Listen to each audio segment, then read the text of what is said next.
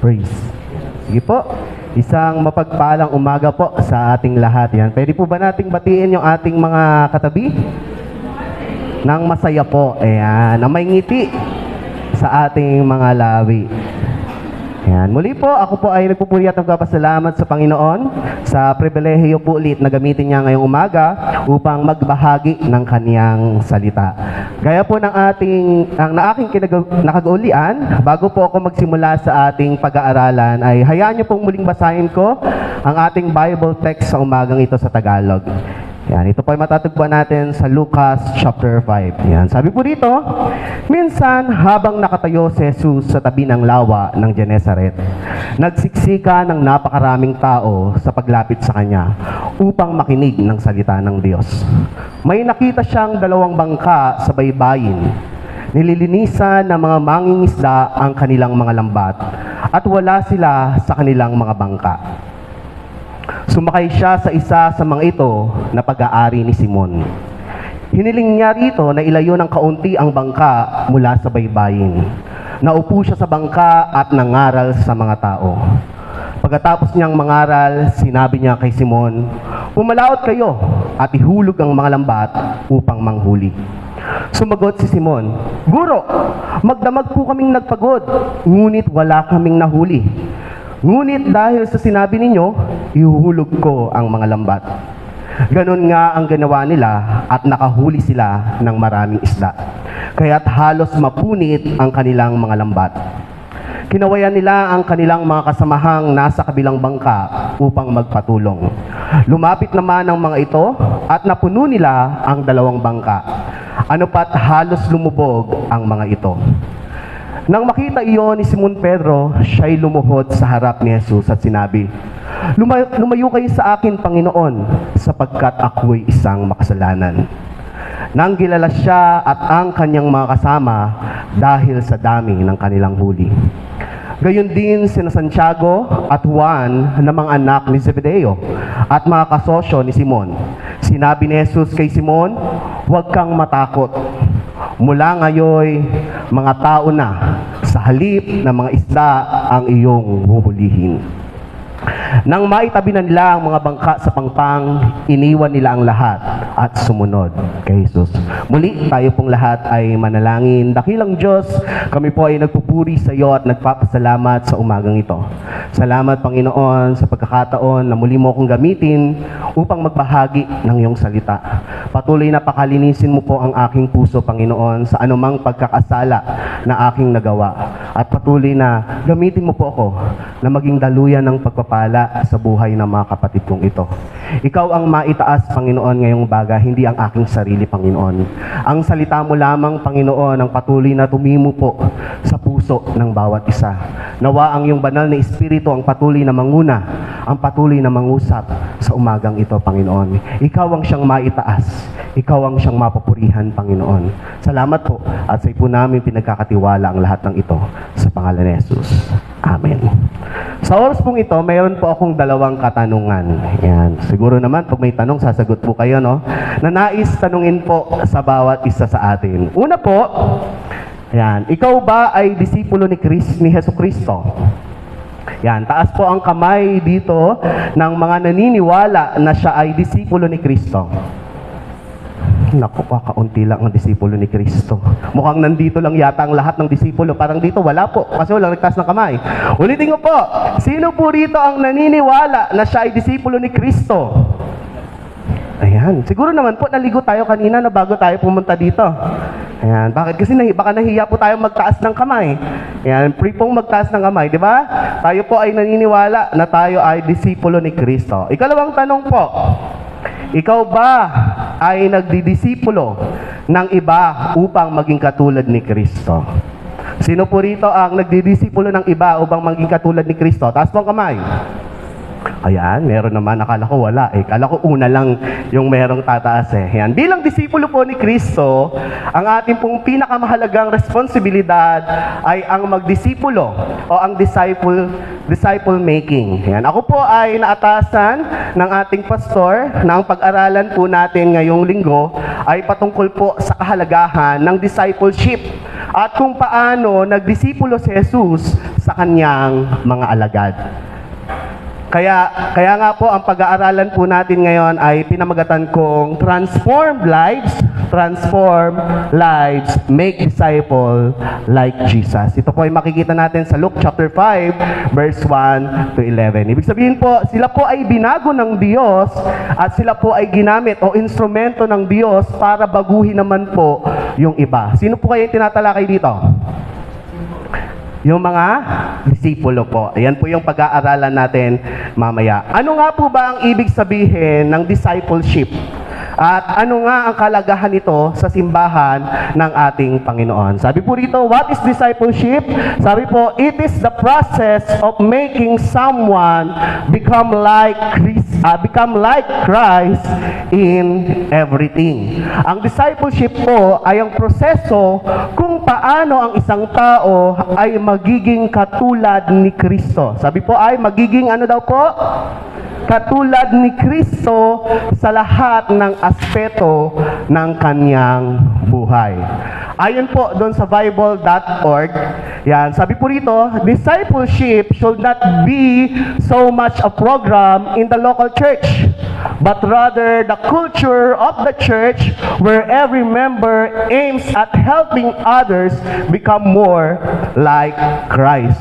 Ang pagdidisipulo po ay hindi lamang dapat isang programa sa isang lokal na simbahan na sinasalihan ng mga miyembro, kundi dapat daw po ay isang kaugalian na o isa ng kultura sa loob ng simbahan. Ang pagdidisipulo po ay dapat natural na ginagawa ng bawat sumasampalataya o bawat tagasunod ni Jesus. Yun po dapat daw nating gawin. 'Di ba? Iyan daw po dapat ay natural na ginagawa dito sa ating simbahan. Sabi po, making disciple is Jesus' mandate for every ano raw po? Believer. Sino daw po yung believer? Tayo po yun. Di ba? Tayo pong lahat na nandito, tayo po ay believer. Mananampalataya, naniniwala sa Diyos.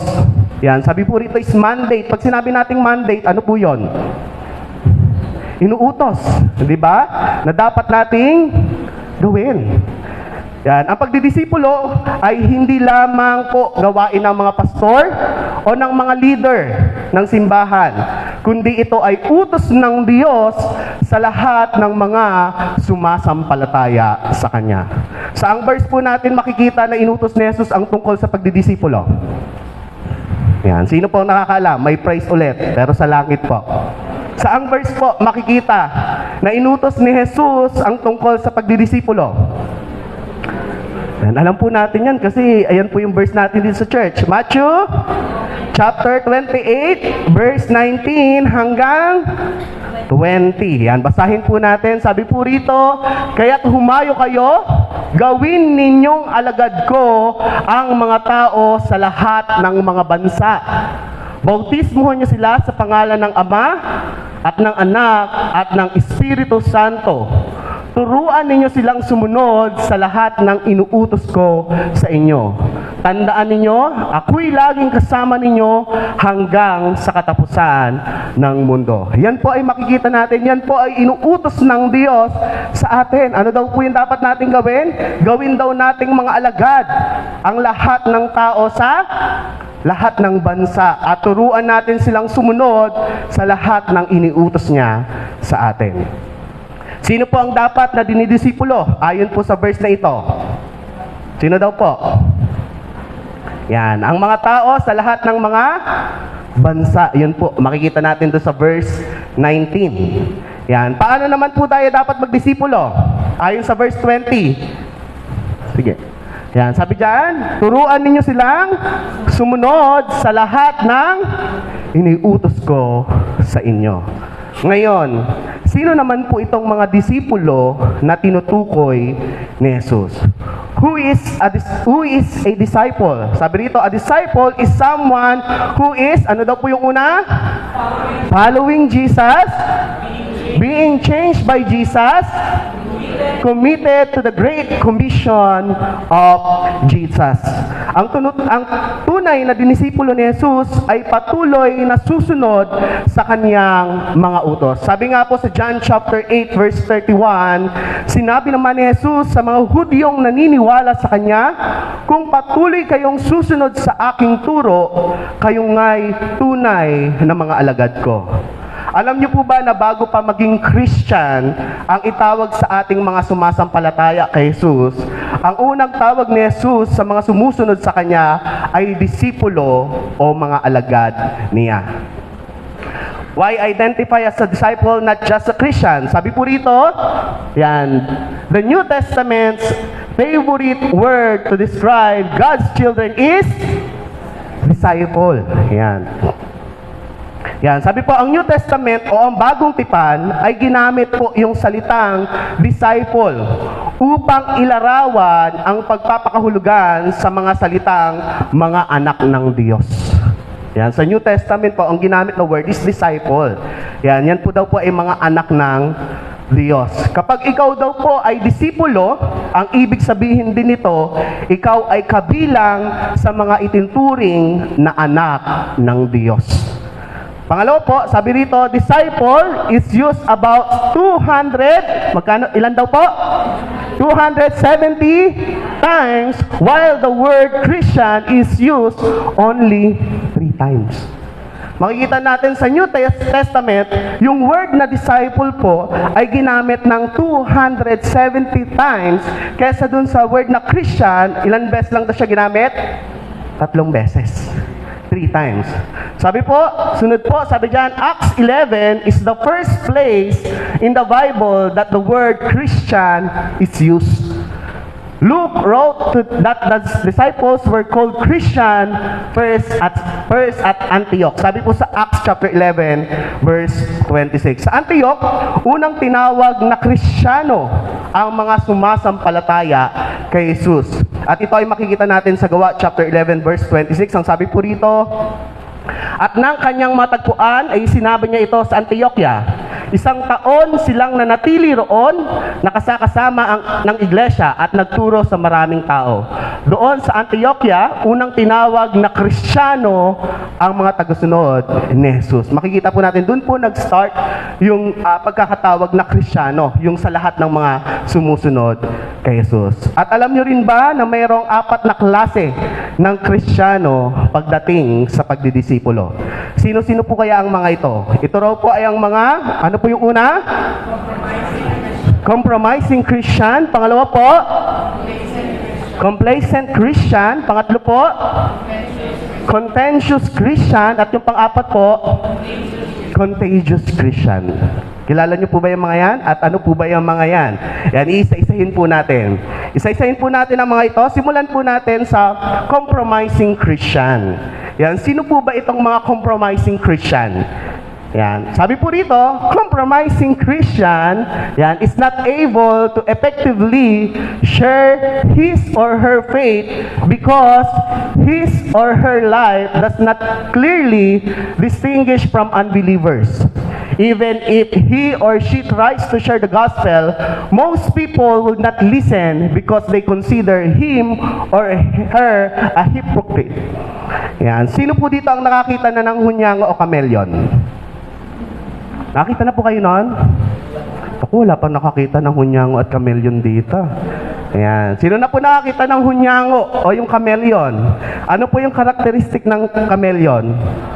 Ayan. Sabi po, alam niyo po bang ang isa sa mga kamangha-manghang kakayahan ng kamelyon, kaya nitong gayahin ang kulay ng paligid kung nasaan siya. Ayan, ito po yan. Bilang proteksyon niya laban sa mga nais kumain sa kanya. Ang tawag natin sa kakayahang yan, ito ay camouflage. At ganito rin ang ginagawa ng maraming Kristiyano. Ayan, we compromise, hindi makita ang kaibahan natin sa mga unbeliever. Kaya tuloy ang akala ng mga unbeliever, ang Christianity ay katulad lamang ng ibang relihiyon. Walang pagkakaiba. Dahil ginagawa din nila ang ginagawa ng mga unbeliever. Halimbawa po ng compromising Christian sa Bible ay ang mga Israelita. Yan, sabi po rito, Israel compromised the commands of the Lord and live in sin and idolatry instead of being salt and light to other nation. Ang plano ni Yahweh sa mga Israelita nang ilabas siya doon sa Ehipto, sila po ay upang maging halimbawa ng pagsunod sa Diyos sa ibang mga bansa. Ngunit nabigo ang Israelita. Ano pong ginawa ng mga Israelita? After sila ilabas doon sa Ehipto. Yan, ano po yung ginawa nila? Di ba iniligtas sila doon sa Ehipto? Ano pong ginawa ng mga Israelita? Sila ba abay sumunod sa Panginoon? Di ba? Ang mga Israelita po, ano ginawa nila? Ay tumulad din sila sa mga masasamang gawain ng mga bansang nakapaligid sa kanila. Ginaya din nila yung mga nasa paligid nila. Di ba? Kung pagtitingnan natin, parang niligtas na sila ng Diyos eh. Laban dun sa Ehipto, pero anong ginawa nila? Imbis na mabago, ang ginawa nila, ginaya nila kung ano yung ginagawa ng mga nasa paligid nila.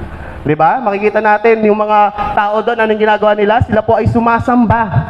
Di ba? At gumagawa ng kasalanan. Namumuhay sila sa pagkakasala. Ayan. Yan po yung una. Ikalawang klase po ng Kristiyano. Ano po yung ikalawa? Complacent Christian. Ano naman po yung complacent Christian? Yan. Sabi po rito, is not effective in witnessing for Christ because he or she is not even making any effort to do so. Ito naman pong mga complacent Christian, alam nila na dapat magdisipulo, ngunit ipinagsasawalang bahala nila ito at hindi man lamang gumagawa ng paraan upang ang iba ay maging katulad ni Kristo. Yan po yung mga tinatawag na complacent Christian. Alam nila na kailangan nilang magdisipulo, pero ano po yung ginagawa nila? Wala silang ginagawa. Baka tayo po ay complacent Christian. Na alam na natin na kailangan nating magdisipulo, pero hindi naman natin ginagawa. Isa po ba tayo sa complacent Christian? Yan. May mga kilala ba kayong ganitong mga Kristiyano? Parang walang sumagot. Yan. Meron po ba kayong kilalang ganitong Kristiyano? Mga complacent Christian.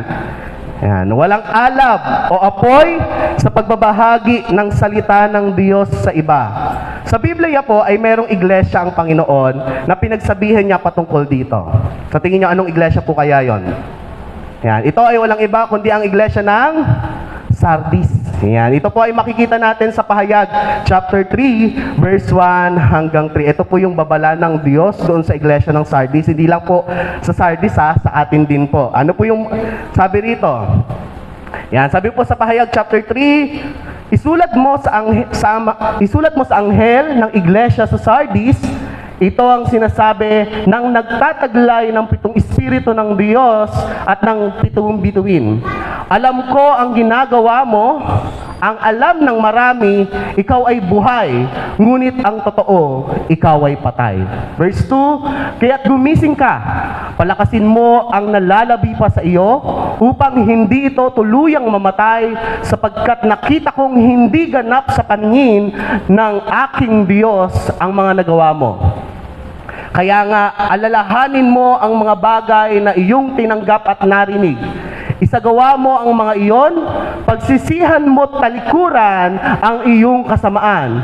Kung hindi ka gigising, pupunta ako dyan na gaya ng isang magnanakaw at hindi mo malalaman ang oras ng aking pagdating. Nako, patay po tayo niyan. Baka dumating na lang si Kristo nito na hindi natin nalalaman at wala tayong ginagawa. Ito po ay babala niya doon sa Church sa Sardis. Hindi lang po doon sa Church sa Sardis, kundi sa atin din po sa panahon po natin ngayon bilang mga Kristiyano. Yan po ay babala ng ating Diyos. Yan. Ikatlo po, ano po yung ikatlo? Yan. Contentious Christian. Ito naman po yung contentious Christian. Ito naman yung mga Kristiyanong palaban. Yan. Sino po ba rito ang mga Kristiyanong palaban? Yan. Palaban ba na tama o palaban ba na positive o palaban na negative? Yan. Itong mga contentious Christian, ito po yan. Yan. Sabi po rito, try to witness for Christ, but he or she is too aggressive. Ayan. He or she is critical and judgmental and ends up alienating people. He or she wins arguments and debates, but he or she loses people. Palaban siya saan? Sa argumento at pakikipagdebate. May kilala po ba kayong ganyang Kristiyano na mahilig magdebate pagdating sa salita ng Diyos? Yan. Ang mga contentious Christian po, ito po yung mga Kristiyano na ang hilig ay manalo sa argumento at debate, ngunit hindi sa pag-akay ng kaluluwa kay Kristo. Palaban naman eh. Kristiyanong palaban naman eh. Pero mali nga lang yung pinaglalaban eh, no? Ay hindi, kami mga Kristiyano, ligtas kami. Pupunta kami sa langit. Kayo, mali kayo. Diba? May mga ganyan po ba tayo rito? Meron po bang mga Kristiyanong ganito na mahilig makapagdebate? Kunyari, ang kapitbahay mo ay hindi Kristiyano, mahilig makipagdebate, aga-aga pa lang, nandun na. Ako, magsisi ka na sa kasalanan mo kasi pupunta ka sa impyerno. Kami lang mga Kristiyano ang pupunta ng langit. Mga ganun po ba tayo? Yan, di ba? Sana po ay hindi tayong contentious Christian o mga palabang Kristiyano. Maging palaban tayo saan? Positive, hindi negative. Di ba? Meron pong mabala po si Timothy dyan. Yan. Sabi po muna rito, as Christian, our main goal is not daw to win arguments about our faith, but to win souls for Christ. Yan. Hindi po kailangan tayong manalo sa argumento. Diba? Hindi natin kailangan patunayan na tama tayo. Diba? Ang kailangan natin ay makapag-ano daw po? Makapag-win ng soul. Souls for Christ. Makapagdala ng kaluluwa kay Kristo. Yun po yung goal natin as a Christian. Magdala tayo ng mga kaluluwa upang makilala si Kristo. Ang sabi nga po ni Pablo sa 2 Timoteo chapter 2, verse 23 to 25, iwasan mo ang mga hangal at walang kabuluhang pakikipagtalo. Mismo pong sinabi po yan ni Timoteo, ha? Huwag daw po tayong makipagtalo. Yan, sapagkat alam mo namang nauuwi lamang iyan sa mga pag-aaway. Di ba makikita naman natin ang pagde-debate sa napupunta? Good result po ba? Hindi di ba? Kasi pag nakipag-argumento ka, nakipag-away ka, walang panalo. Parehas kayo talo. Sasama lang yung loob mo. Di ba? Pag uwi mo ng bahay, dala-dala mo yan. Baka ika-stress mo pa, ikamatay mo pa yan ng maaga. Di ba? Huwag tayong makipag-argumento. Huwag tayong makipag-away pagdating sa salita ng Diyos. Kasi yan yung sinasabi ni Paul eh. Di ba? Sapagkat nauuwi lang yun sa pag-aaway. Sabi sa verse 24, ang lingkod daw po ng Panginoon ay hindi dapat makipag-away. Sa halip ay dapat siyang maging mabait sa lahat, mahusay, magturo at matyaga. Yan daw po yung dapat nasa atin. Dapat daw tayo mabait, mahusay magturo at matyaga. Huwag tayong makipagtalo, di ba? Minsan kasi tayong mga ma-pride din tayo eh, di ba? Hindi po tayo manok. Ang tanging pina-pride lamang po ay manok, hindi po tayo manok ha. Ayan, alisin po natin yung pakikipagtalo kasi nonsense po 'yon. 'Di ba? Hindi naman sinasabi natin na huwag nating ipaglaban ng Word of God. Ibig sabihin, nasa tamang proseso, nasa tamang paraan. Hindi kailangan humantong sa ganitong bagay. Siguro, pag sino po rito nakipagtalo na sa ibang relihiyon? Yan. Wala po kayong, sino po rito? Yan, kapag nakapag-debate po kayo sa inkwell, talo po kayo. Di ba? Bakit? Mas marami silang alam na verse sa Bible kaysa sa inyo eh. Tama po?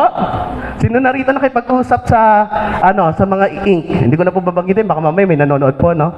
Ayan. Di ba ang hirap makipag-argument sa kanila? Bakit? Kasi wala kang may sasagot na verse. Sila memorize nila yun. Bawat sasabihin mo sa kanila, merong sagot. Kasi ako na-experience ko yan kasi meron kami kamag-anak na ink. Di ba? Pero nung nilabas ko na yung Bible, amayaw na. Bawal daw Bible. Di ba? May mga ganon. Di ba? Talo tayo pagdating sa argumento. Bakit? Kasi alam na nila eh. Memorize na nila yung isasagot sa atin. Kaya iwasan po natin yung makipagtalo sa kanila. Kasi ahantong lang po ito sa pag-aaway, sa hindi pagkakaintindihan. Mamaya, matalik kayong magkaibigan, maganda yung relasyon nyo. Dahil lang dito, nagkaroon na ng lamat. Diba? Huwag natin, iwasan po natin, at yan yung bilin ni Timoteo sa atin. Ayan, sabi rito, mahinahon niyang itinutuwid ang mga sumasalungot sa kanya. Sabi dyan, dapat daw mahinahon. Ayan.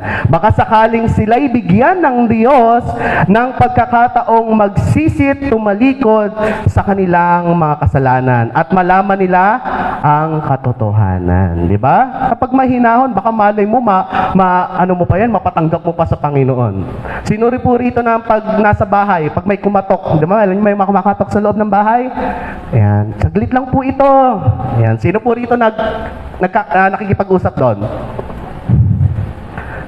Sino po? O, kayo po yung, ay, may ginagawa po ako, pero nakahiga ka lang ng ano. Nasusunod na lang po. Di ba? Ayan. Okay lang naman po makipag-usap. Baka malay mo yun yung pagkakataon ng Diyos na gamitin ka niya para baguhin yung taong yon. Di ba? Yan. Pero wag nating hayaan na madala tayo, Sige, balik ka sa susunod. Di ba? Ibig sabihin, mahinahon natin siya kausapin. Di ba? Para at least ma-share din po natin yung katotohanan sa kanila. Yan. Mamaya po sa atin pong pagpapatuloy sa ating pag-aaral, makikita po natin paano nga ba dapat tayo magdisipulo gaya ni Kristo. Ayan. Ano nga po ulit yung unang tatlong klase ng Kristiyano pagdating sa pagdidisipulo? Una po, Christian, contentious Christian. Ika-apat at panghuli. Alam, bilis natin. Tapos na po tayo kagad. Hindi po, introduction pa lamang po yun. Dito pa lang po ako magsisimula. Yan, nakala nyo po, porket pang-apat narinig nyo na yung panghuli at pang-apat, patapos na sa kagad, ang bilis. Hindi po. Introduction ko pa lang po yung una. At dito po tayo magpo-focus sa pang-apat. Nabibigyan natin ng diin ngayon ay ang contagious Christian. Ano nga po ba yung contagious Christian? Ito daw po yung dapat nating tularan bilang Kristiyanong nagdidisipulo. Yan. Sabi po rito, yung contagious Christian daw po is an effective witness for Christ.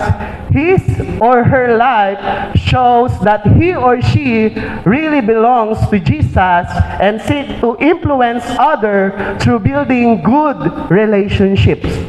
He or she has consistent Christian lifestyle.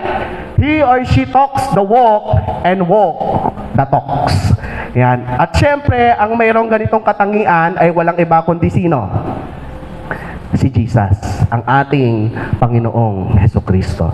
Balikan po natin yung Bible text mula Luke chapter 5 hanggang Luke chapter 5 verses 1 to 11. Hindi na po natin siya babasahin kasi binasa ko na po kanina. Yan, makikita natin sa istoryang ito, paano ba ipinakita ni Jesus ang tamang pag-akay sa mga unang alagad. Sino nga po ulit ang unang apat na alagad ni Jesus? Sino po nakakalam? Kakatapos lang nung Bible quiz, di ba? Tinanong ito. Sino po yung unang apat na tinawag ni Jesus? Simon, Pedro. Ayan, Simon at saka si Pedro. Isa lang po yan, ha? Sino po? Simon, Pedro. Andres. Si Juan at si Santiago. May prize po sila. Nasa sa Ate Luz. Ate, may prize po yung mga sumagot. Hindi po. Yan, ito po yung apat, di ba, na unang tinawag ng ating Panginoon. Si Peter, si Andres, si Juan, at si Santiago. Bagamat po, sa tekstong binasa natin ngayon, ay hindi nabanggit si Andres. Yan, dito po sa Luke po, hindi po binanggit si Andres, na kapatid po ni Pedro. Pero siya po ay nabanggit sa ibang aklat. Kung babasahin po natin yung Mateo chapter 4 at Marcos chapter 1, doon binanggit po itong si Andres. Yan. Paano nga ba dinisipulo ni Jesus ang kanyang mga alagad? Una po, sabi po rito, ano daw po yung una? Intentional. Yan. Jesus was intentional in making disciples. Yan. Basahin po natin yung Lucas chapter 5 verse 3. Sumakay siya sa isa sa mga ito na pag-aari ni Simon. Hiniling niya rito na ilayo ng kaunti ang bangka mula sa baybayin. Naupo siya sa bangka at nangaral sa mga tao. Kapag sinabing si Jesus ay intentional sa pagdidisipulo, ang ibig sabihin nito ay pinlano. Pinlano niya ng mabuti ang lahat ng bagay at may pagsadya. Yun po yung ibig sabihin ng intentional. May pagsadya o ito ay plano. Ayan, gaya po ng verse na binasa natin. Ayan, makikita po natin dun sa picture na yan. Ayan, sa dinami-rami ng posibleng bangkang nasa baybayin, naisip niyo po ba bakit bangka ni Simon Pedro? Bakit po kaya? Di ba? Napakaraming bangka eh. Pero bakit kaya yung bangka ni Simon Pedro yung pinuntahan niya? Yan. At kailangang hiramin ni Jesus upang doon siya mangaral ng salita ng Diyos. Yan. Bakit po kaya? Yan. Makikita natin na talagang intensyon ni Jesus na sila ay talagang tawagin bilang mga alagad niya. Ibig sabihin, talagang ano niya na to? Ano ba tayong word na prospect pa ako? Tama ba ako yung sa word ko? Talagang ito na yung tiningnan niya. Itong mga mangingisda na to. Yan. Sa tingin niyo po, isang beses lang ba nakita ni Jesus itong sila Peter? Nung nakita lang kagad nila, ikaw, disipulo na kita. Isang beses lang po ba? Yan, sa binasa po kasi natin, parang isang beses lang eh. Pero, hindi lang sa pagkakataong ito, ipinakita ni Jesus ang pagiging intentional niya sa kanyang mga alagad. Sa loob ng 3 taong kasama ng mga alagad si Jesus, ipinakita niya ng malinaw kung paano dapat mamuhay ang isang alagad. Sabi po rito, Jesus was intentional to His disciples. Yan, sabi niya, ano na po yung una? In their calling o pagkatawag. Pangalawa, in His commands o sa kanyang mga utos. Pangatlo po, in His great commission o sa kanyang dakilang tagubilin ang magdisipulo. Yan, na makikita po natin. Yan.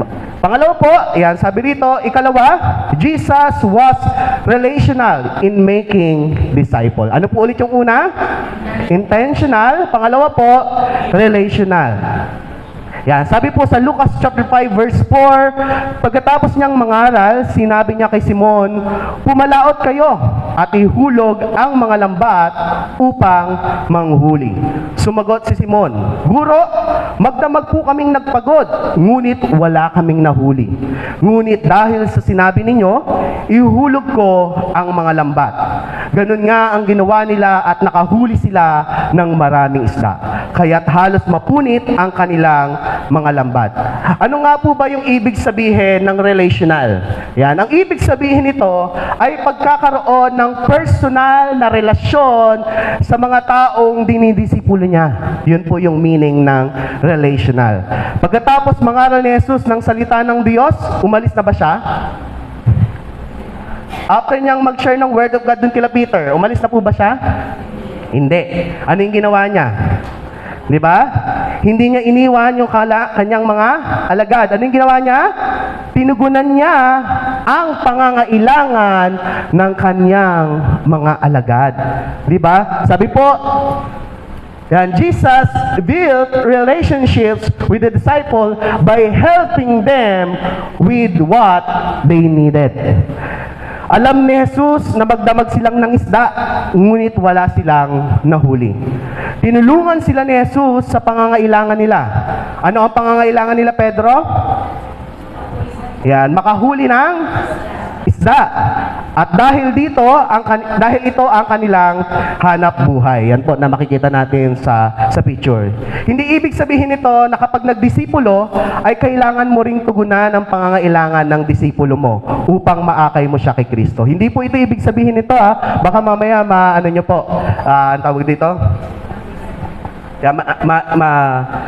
Misunderstood yan, di ba? Na hindi po porket nagdisipulo ka, ay bigyan ko to ng kasi walang bahay to, bibigyan ko to ng bahay para lang madisipulo ko. Hindi ganun po yung naisipariting nito bibigyan ko to ng pera para madisipulo ko to. Yan, gaya po ng pinili ni pastor doon sa mga leader. Wag pong ganun na sumagot ka na sa akin, isa ka sa mga disciple ko, ito yung 100. Baka mamaya meron pong mga leader dito na gumanon po sa inyo Ano ba kailangan mo? Bibigyan kita ng isang kabang bigas kada buwan, so maging disipulo lang kita. Wala pong ganon Walang ganon. At hindi po ganon yung nais iparating dito ni Jesus Ayan. Ipinakita lang dito ni Jesus na kailangang magkaroon daw po tayo ng malasakit sa ating disipulo. Yun lang yung pinakita ni Jesus, yung pagmamalasakit. At tulungan siya sa abot ng ating makakaya. Sa madaling salita, magpakita tayo ng pag-ibig sa Kanya gaya ng ginawa ni Jesus sa Kanyang mga alagad. Yun lang, yung love lang na may pinakita ni Jesus doon. Diba? Hindi yung sinasabi na gawin natin yung bagay na yon. Okay? Bagaman si Jesus ay isang karpintero at sila ay mga bihasang mangingisda, sumunod pa rin sila kay Jesus. Diba makikita nyo itong si Jesus karpintero lang. Diba? Tapos kami mangingisda kami, tapos karpintero ka lang, susunod kami sa'yo. Diba? Ayan. In making disciple po, yan, disciples, it is necessary that we know our disciples. Ano daw po yung una? Life. Dapat daw po, kapag nag-disciple tayo, alam natin yung buhay ng tao. Tapos i-chismis natin sa iba. O, hindi po ganun. Di ba? Ibig sabihin, pag tayo daw po ay nagdisipulo, alamin natin yung buhay ng taong ito. Baka mamaya broken-hearted pala tong taong ito. May pinagdadaanan sa buhay. Di ba? Ano ba yung kinabubuhay nito? Di ba mamaya kasi i-disciple mo, oh, punta tayo ng Starbucks. Doon tayo mag-disciple. Kanya-kanya ha. Eh mamaya ang trabaho pala niya ay construction worker lang. Tapos yung ikakain na nga lang nila mamayang gabi, ibibili pa ng Starbucks para lang makapag-disciple kayo. Hindi po. Dapat po alamin natin yung buhay ng taong ito bago natin i-disciple. Diba? Baka mamaya pumili ka ng 3 mayayaman tapos isa hindi naman afford yung punta. Oh, punta tayo sa Quezon City Circle. Doon tayo mag-disciple. Eh hindi niya pala afford pumunta doon. Diba? Dapat alamin muna natin yung buhay ng taong to. Diba? Bago natin siya i-disciple. Baka mamaya kasi sa discussion natin, yung pinili nyo, maganda pala yung pamilya nung dalawa. Tapos yung isa, sira pala yung pamilya niya. Diba? Kumbaga, ano mangyayari? Imbis na madisipulo mo siya, baka mamaya ikaw pa yung maging dahilan, maging burden siya at tumalikod siya sa Panginoon. Mag-backslide siya dahil sa'yo. Dapat sa pagdi-disciple po, alamin po natin yung buhay ng tao. Diba? Pangalawa po, likes. Ano ba yung interest ng taong ito? Mamaya, ayayin, basketball tayo. Hindi pala siya nagpa-basketball. Taga-cheer. Galingan nyo, guys! Diba? Dapat alamin daw po natin, ano daw po yung interest ng taong to? Ano ba yung gusto niya? Diba? Para, sabi nga sa pagdidisipulo, dapat ganun Para magkaroon kayo ng, antag doon?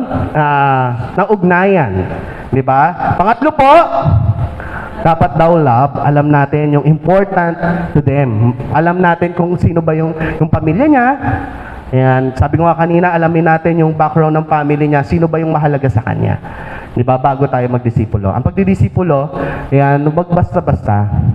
Di ba? Isipin natin, ito makikita natin dito si Jesus, hindi naman basta-basta na pinili niya lang si Peter Di ba? Sabi nga natin, sa mga panahong iyon, talagang tinitingnan na ni Jesus itong buhay ng mga taong ito bago niya tinawag. Hindi lang na nakita niya lang doon sa, tara, kayo ay maging disipulo ko na. Hindi po ganon. Diba? Nandoon yung pag-observe ng Panginoon doon sa mga taong tinawag niya. And ganon din daw po yung dapat nating gawin. Dahil sa ipinakita ni Jesus, nakabutihan sa kanila, sila ay sumunod sa Kanya. Sabi po sa Lucas chapter 5 verse 10, gayon din sina Santiago at Juan na mga anak ni Zebedeo at mga kasosyo ni Simon. Sinabi ni Jesus kay Simon, huwag kang matakot. Mula ngayon, mga tao na sa halip ng mga isda ang iyong huhulihin. Nang maitabi na nila ang mga bangka sa pangpang, iniwan nila ang lahat at sumunod kay Jesus. Ang sabi po ng mga Bible scholar, ayon na rin sa ibang aklat na Mateo, Marcos at Juan, hindi raw po ito yung unang pagkakataon na nakita o nakasalumuhan nila si Jesus. Ibig sabihin, lagi itong nakakasalumuha ng ating Panginoon. Kilala niya na. Kinilala niya na yung mga taong ito bago niya tawagin.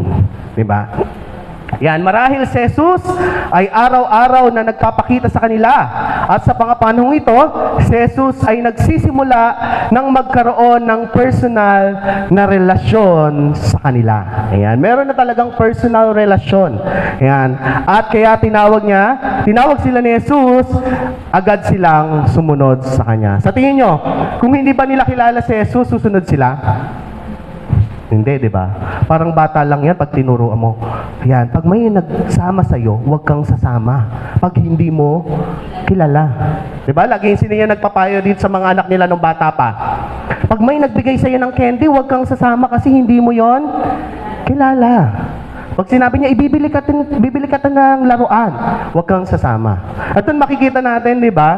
Itong mga taong ito, hindi naman sila basta-basta susunod kay Jesus kung hindi nila kilala. Ibig sabihin, meron na talagang personal na relasyon itong si Jesus doon sa mga taong tinawag niya. Meron na siya, nag-build na siya ng relationship. Diba? Kumbaga, parang nandun na yung trust, nandun na yung tiwala sa isa't isa.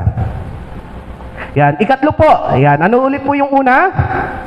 Intentional, relational, and formational. Yan. Ikatlo, Jesus was formational in making disciples. Yan. Jesus formed His disciples by ano daw po?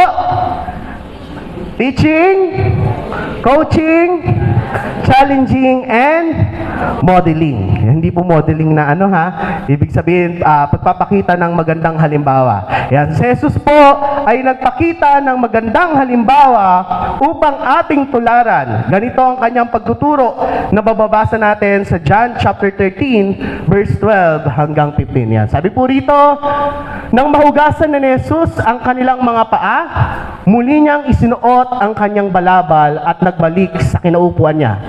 Sinabi niya sa kanila, nauunawaan ba ninyo kung ano ang ginawa ko sa inyo? Tinatawag niyo akong guro at Panginoon at tama kayo, sapagkat ganoon nga ako. Kung ako ngang Panginoon at guro ninyo ay naghugas ng inyong mga paa, dapat din ninyong hugasan ang mga paa ng isa't isa. Binigyan ko kayo ng halimbawa upang inyong tularan. Di ba? Makikita po natin na mismong si Jesus ay naging good example kanina po. Doon sa mga disciple niya. Ano daw po yung ginawa niya rito? Hinugasan niya yung paa ng mga disciple niya. Sa tingin niyo po, ano po yung ibig sabihin nung ginawa na to? Okay, yung pagpapakumbaba. Di ba? Guro ako eh. Pero dahil maging magandang example ako sa inyo, gagawin ko yung bagay na to. 'Di ba? Makikita po natin, mismong si Jesus ipinakita niya, 'di ba? Na dapat matutong magpakumbaba. Para yung mga susunod sa kanya, gayahin siya. And ganun din yung nais natin. 'Di ba? Dapat makita sa atin yung pagpapakumbaba para gayahin tayo ng mga susunod sa atin. Sabi po rito, intentional and reproducible model of making disciples. Sabi po rito, I lead, you lead, you and I take leadership responsibility as we multiply in groups. Sa pagdidisipulo po ni Jesus, hindi siya nagsimula sa marami. Ngunit una, pumili muna siya ng 12. Pagkatapos, pumili siya ng 3 sa 12 at pumili naman siya ng 1 sa 3. Ayan. Ito po yung makikita natin. Ayan. Ito po. Ayan. Sabi dito, Jesus, model of discipleship. Una daw po, pumili siya ng 12 disciples. Ito po ay mababasa natin sa Matthew chapter 10, verse 2 and 4. Hindi na po natin siya babasahin kasi medyo mahaba na po siya. Ayan. Sumunod po, after ng small group, smaller groups. Sino po yung nasa smaller groups? Si Peter, si James, and si John.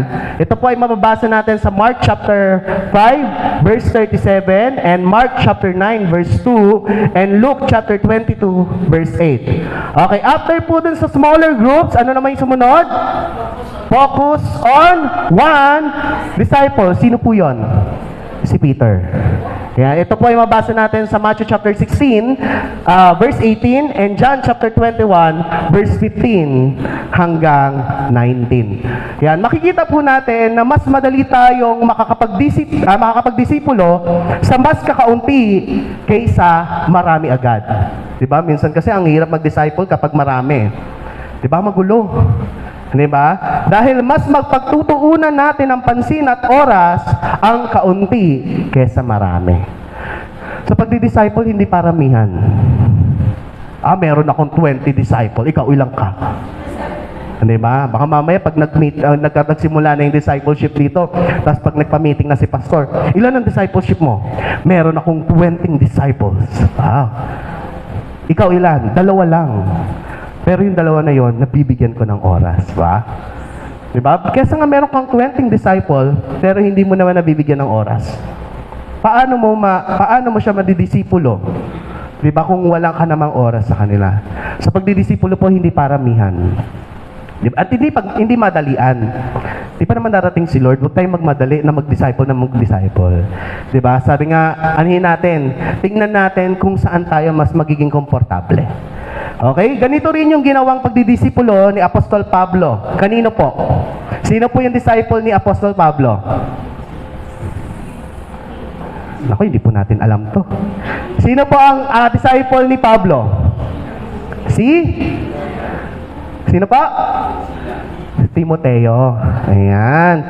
Kay Timoteo, ito po ay makikita natin sa 2 Timothy chapter 2, verse 2. Ang sabi po dito, ang mga narinig mo sa akin sa harap ng maraming saksi ay ipagkatiwala mo rin sa mga taong may katapatan at may kakayahang magturo naman sa iba. Makikita po natin sa chart na ito kung paano nais ni Pablo na lumago ang iglesia sa pamamagitan ng pagdidisipulo sa mga taong may katapatan at may kakayahang ring magturo sa iba. Ito yung chart makikita po natin. Sabi po rito, Paul, the disciple maker, made a disciple maker out of Timothy. Paul teaches Timothy to make disciple makers out of the reliable and qualified people that he knows. Kaya, ngunit tandaan po natin na meron din pong pagsubok sa pagdidisipulo. Sabi po rito, reality in disciple making. Sabi po, not everyone you disciple will reproduce. Remember Judas. Kilala niyo po ba si Judas? Baka katabi niyo po si Judas. Joke lang po. Tingnan niyo ngayon katabi ninyo. Ayan, baka, hindi naman po, no. Ayan, di ba? Remember. Di ba? Hindi po lahat ng disciple ng Diyos ay kayang mag-produce ng disciple niya. Tandaan natin, si Judas, hindi siya nakapag-disciple. Bakit? Bakit hindi nakapag-disciple si Judas? Pinagkanulo niya si Jesus. Paano siya makapag-disciple? Di ba? Baka mamaya maging katulad, ayaw natin maging katulad ni Peter o ni Paul. Gusto natin, hanggang Judas lang ako. Sino po rito gusto maging Judas lang? Wala naman sana, no? Ayan, sana ay maging katulad tayo ni Peter and Paul na magkaroon tayo na mag-produce po tayo ng ididisipulo natin. Di ba?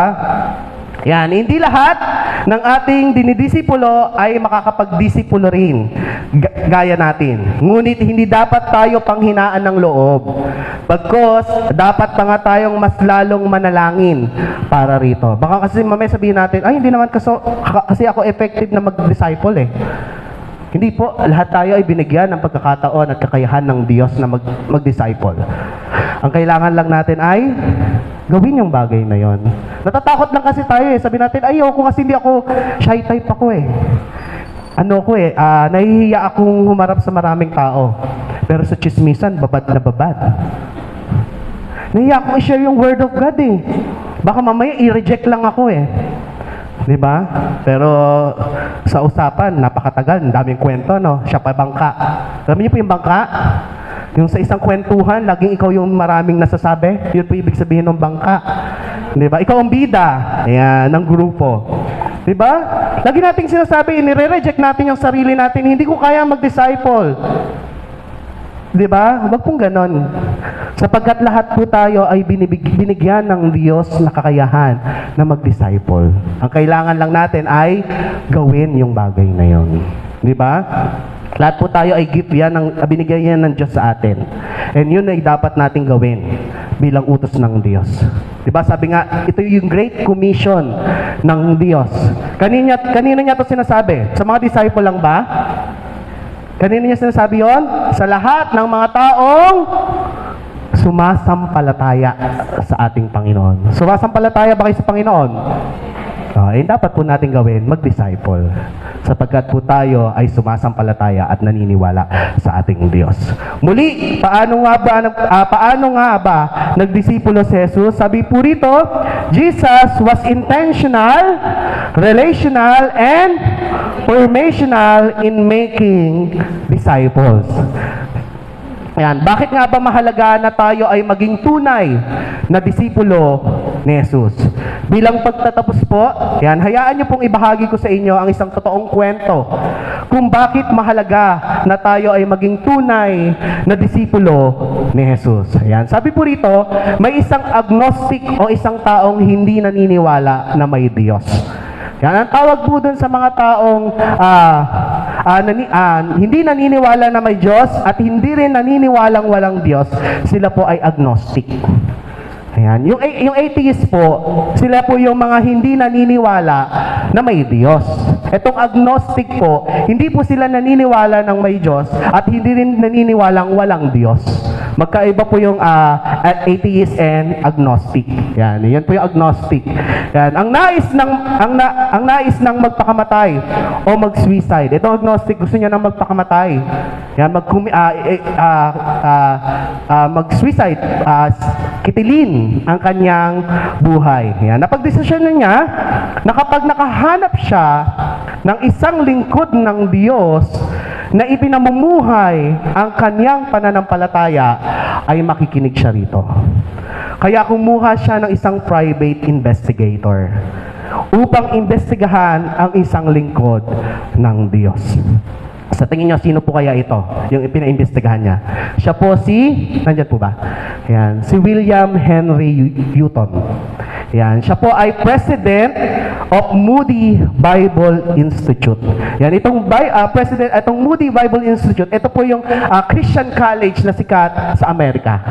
Yan, pinaimbestigahan niya si William Henry Newton, isang tagapangaral ng salita ng Diyos at ang kasalukuyang presidente ng Moody Bible Institute ng panahong iyon. Nang bumalik ang investigador sa agnostic, napatunayan nga niya na namumuhay ng may katapatan sa Diyos at marangal si William Henry Newton. Siya ay tunay na disipulo ni Jesus. Dahil dito, ang agnostic ay pumunta sa church ni William Newton. Tinanggap niya si Jesus bilang Diyos at tagapagligtas ng kanyang buhay. At naging tagasunod din ni Kristo. Di kalaunan ay pinag-aral din niya ang kanyang anak na babae sa Moody Bible Institute, isa sa mga kilalang Christian school sa Amerika. Makikita po natin yung buhay ng agnostic na to. Nandun siya sa punto ng buhay niya na gusto niya na magpakamatay. Diba? Pero dahil doon sa ginawa niya, nagpahanap siya ng isang tao na sa tingin niya ipinamumuhay ang pananampalataya kay Kristo. Ano nangyari? Diba nakakita siya?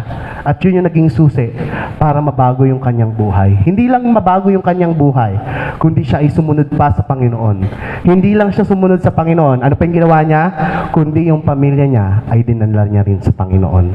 Tayo kaya, kapag nagpadala ang ibang tao ng private investigator upang siyasatin ang buhay natin, ano kaya ang malalaman nila? Matatagpuan kaya nila tayong tunay na disipulo ni Kristo upang sila ay mahikayat sa pananampalataya? O baka sila ay mabigo at lalong tumalikod sa Panginoon dahil sa klase ng buhay na meron tayo bilang disipulo? Nawa po sa pagbabalik ng ating Panginoon, tayo pong lahat ay masumpungan ni Jesus bilang kanyang tunay na disipulo na nagdidisipulo rin kagaya niya upang ang iba ay makakilala rin sa kanya. Sana po as a Christian, simulan po natin na magkaroon tayo ng Timothy sa buhay po natin. Magkaroon tayo ng i-disciple. Huwag tayong masiyahan na ako lang. 'Di ba? Huwag tayong masiyahan na tayo lang nakakilala sa Panginoon. Napakaraming mga tao ang gusto makakilala sa Panginoon. Hindi lang dito sa loob ng church natin sa loob ng pamilya natin. Lahat ba sa loob ng pamilya natin ay Kristiyano at nakakilala na sa Kanya? Sa pinagtatrabahuhan natin, sa mga nakakasalamuhan natin, sila ba ay nakakilala na sa Panginoon? Sana po, masumpungan ng Panginoon na tayo po ay magsisimula at nagsisimula na magdisipulo at ibahagi si Kristo sa kanilang buhay. Yun po yung nais ng Diyos na makita sa atin bilang mga Kristiyano at bilang mga tagasunod niya. Na sana po masumpungan tayo at makita ng Diyos na ginagawa po natin yung Great Commission niya. Ano yung Great Commission niya? Magdisipulo at ibahagi ang salita ng ating Panginoon. Tayo pong lahat ay manalangin. Ama naming Diyos na makapangyarihan sa lahat. Maraming salamat po sa muling pagpapaalala sa amin ng kahalagahan ng pagdidisipulo at kung paano kami magiging tunay na disipulo at tagapagdisipulo na katulad mo.